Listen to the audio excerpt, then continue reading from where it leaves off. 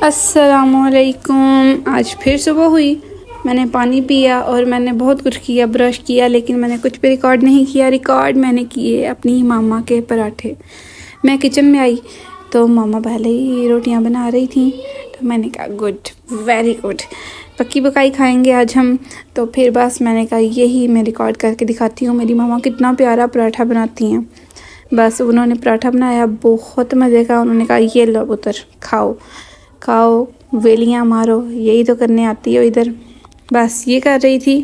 اب سوچنے والی بات یہ تھی کہ پراٹھے کے ساتھ کھانا کیا ہے۔ رات کا تھوڑا سا سالن بچا ہوا تھا، وہ کھایا۔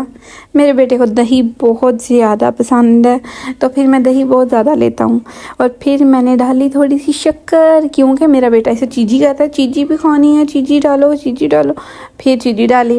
پھر میں نے کہا چلو جی اب نہاتے ہیں، کپڑے استری کرتے ہیں، بہت پیارا سا تیار ہوتے ہیں، اور پھر کام کریں گے، پھر نماز پڑھیں گے، پھر لکھیں گے کوئی اچھی چیزیں، کوئی احادیث پڑھیں گے۔ بس پھر میں نے کپڑے نکالے، یہ مجھے بہت پسند ہے، یہ میری ماما نے مجھے لے کے دیا تھا۔ تو پھر بس میں نے استری کیا، بہت پیارا استری کیا ٹائم لگا کے۔ پھر میں تھک گئی، پھر میں نے چائے پی، اس کے بعد میں نے شاور لیا، اور اس کے بعد پھر یہ ہے میرا فل لک۔ وہ میں نے دکھایا نہیں ہے، پر اتنے سے گزارا کرو، بس مجھے بہت پیارا لگ رہا تھا۔ پھر کیا، پھر ہم نے نماز پڑھی، اللہ تعالیٰ سے بہت زیادہ دعا کی، اللہ خیر کرے۔ اب ایک کام شروع کر لیا ہے تو اس میں برکتیں ڈالے۔ پھر تھوڑی سی صاف صفائی کی، اور پھر میں نے اپنا سیٹ اپ تیار کیا، اور پھر میں شروع ہو گئی قرآن پاک لکھنے۔ ہاں جی، تو ہم کل سورہ فاتحہ کے بارے میں بات کر رہے تھے، جسے آج میں نے کمپلیٹ کیا ہے ماشاءاللہ سے۔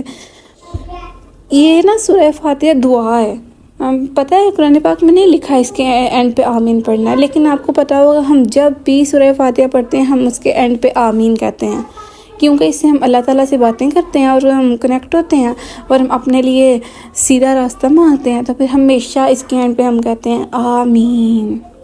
پھر اس کے بعد میں نے قرآن پاک رکھا، اور پھر میں لے کے آئی اپنی بک، کیا نام تھا اس کا، منہاج السوی النبوی، مطلب اس میں صرف احادیث ہیں اور ان کے حوالے، ہر چیز ہے اس میں، ہر ٹاپک کے بارے میں۔ اس کے یہ ایک نہیں، بہت سی بکس ہیں ایسی۔ میں نے کافی دیر اس کو پڑھا۔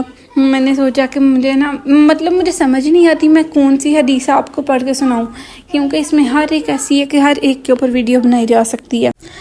پھر میں نے سوچا کہ میں اب ایسا کروں گی، ساری تو نہیں میں کر سکتی، لیکن روز اگر ایک کرے تو بہت سی چیزیں کور ہو سکتی ہیں۔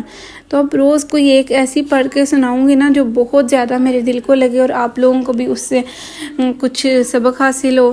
تو پھر آج میں نے ایک ریکارڈ کی تھی، میں ایک سوچ رہی تھی میں یہ کروں، لیکن ساتھ ہی میں ایک اور پڑھ لیتی تھی، نہیں یہ والی ہونی چاہیے۔ پھر میں پیج پلٹتی، پھر میں دیکھتی نہیں یہ والی ہونی چاہیے، مجھے خود سمجھ ہی نہیں آ رہی تھی، میں اتنی کنفیوز ہو رہی تھی۔ پھر میں نے کہا نہیں، بس ایک جگہ سٹاپ ہوتے ہیں اور ایک پڑھتے ہیں، وہ یہ تھی۔ بسم اللہ الرحمن الرحیم۔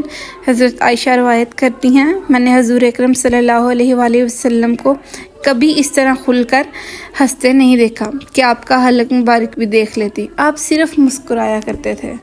ماشاءاللہ، یہ جو آج کل ہم دانت پھاڑ کے ہنس رہے ہوتے ہیں نا، منہ پھاڑ کے، یہ اس کے سارے حوالہ جات ہیں، یہ میں دے دی ہیں ساتھ۔ ایک اور بھی حدیث ہے، وہ میں آپ کو دکھاتی ہوں، اسی سے ریلیٹڈ ہی آگے۔ حضرت عبداللہ بن حارث بن جزا بیان کرتے ہیں، میں نے حضور اکرم صلی اللہ علیہ وآلہ وسلم سے زیادہ مسکرانے والا بھی کوئی نہیں دیکھا۔